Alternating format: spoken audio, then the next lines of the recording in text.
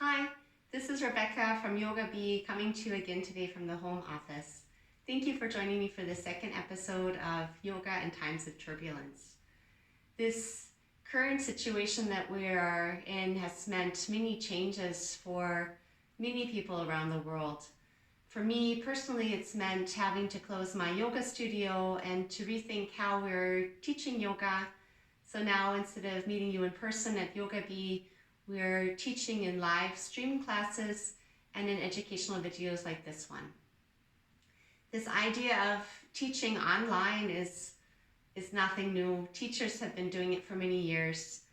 And if I'm honest, I can say that I've been actually collecting a long list, or I have been collecting a list of ideas for teaching online classes or making videos for several years now. But something, probably fear, has prevented me until now to do this. So, sometimes it takes times of turbulence, a crisis of sorts, to push you out of your comfort zone and make you try something new. So, thank you for joining me. The topic of the class today is tips on how to set up a home practice. Now, more than ever, it's so important to practice, to keep yourself strong mentally and physically, to be calm and find a sense of grounding. For me, yoga is that, and I hope that you find that as well. So if you've never practiced before alone, if you've always practiced with a group, with a teacher guiding you, the idea of practicing by yourself in the beginning can be a bit daunting. But I hope that with these tips, it will be a little bit easier for you to get started. So my first tip today is you need a yoga mat. It's good to have a yoga mat. If you, a yoga mat and a cushion, something to sit on. It doesn't have to be anything fancy.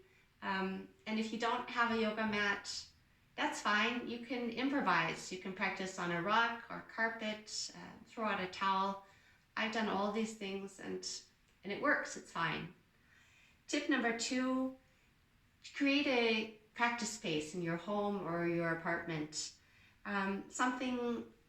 Make it inviting, comfortable for you, a place that you want to spend time in. So maybe you want to light a candle or put a potted plant. Make your area feel nice to you.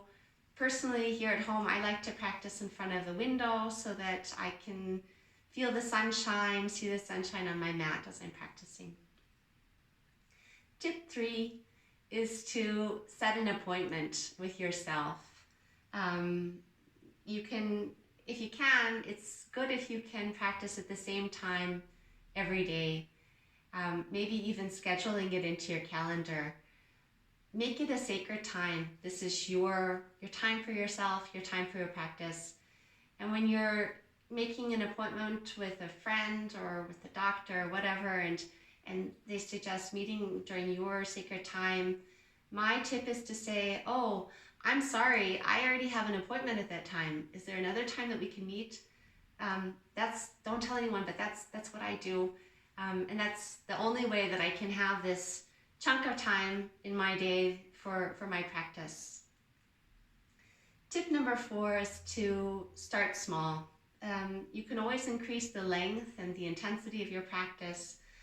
If this is something new for you, your practice in the beginning might just be doing a few sun salutations, followed by a savasana, final relaxation, and maybe doing this a couple times, 3 times a week. And then as you become more comfortable and enjoy your practice, then it'll be easy for you to add on. You can always add on. If you try to set a big goal in the beginning, from today on, from tomorrow on, I'm going to practice 6 days a week, full primary, whatever, most likely after 1 or 2 days, it won't work out. Your mind will rebel, your body will rebel, and after 2 days, you'll give up the idea of practicing yoga altogether. So better to start small, make it obtainable goals, things that make that you can do comfortably and then go from there.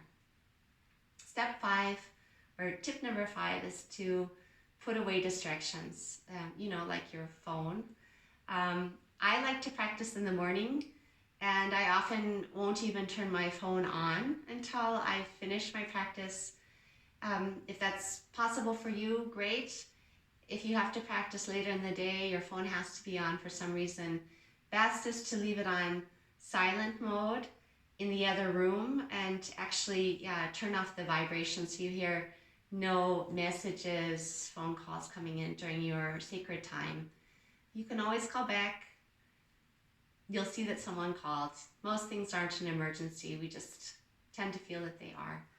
And actually this having the phone on silent with the vibration off, that's something I do most of the time, even when I'm not practicing yoga, when I'm working, when I'm going through my day. I don't like to be disturbed by bells and ringing. I find it's helpful for me to stay more focused on what I'm doing when I don't have this constant distraction. See what works for you. Tip number 6 is to make a ritual out of it.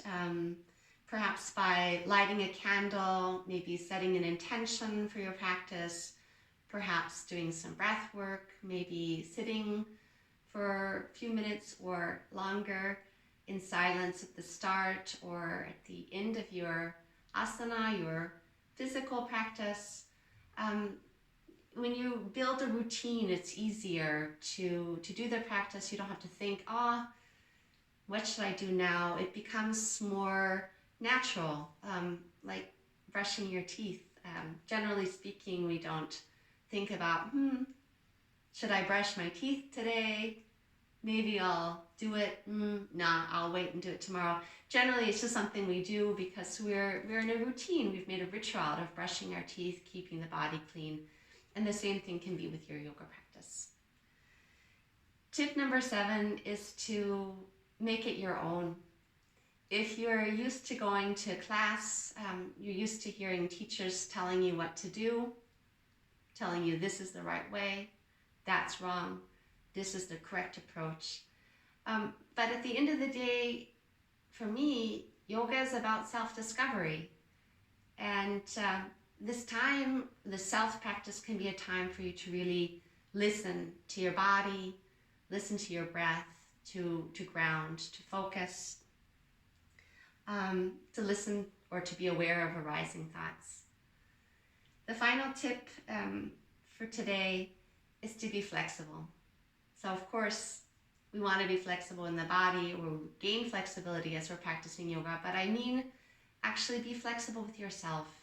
So you set the time, you set the space, but sometimes life comes in its way and you have to practice at a different time. Okay. And perhaps it doesn't work out so perfectly in the beginning, or you have days where it's more difficult. That's okay too. For me, it's the process. It's this observing what's coming up, what's happening today. Each day is new. And if it's not working out perfectly, it's just like when you first learned how to walk. You just fell down on your butt and then you stood up and tried again. And that's the same thing with yoga, with your practice. If it didn't work out, no problem. Tomorrow's a new day. Do what you can. So thank you again for joining me for this yoga in times of turbulence. More episodes are coming. I wish you the best. Stay home, be healthy, keep practicing, and I look forward to seeing you again on the mat.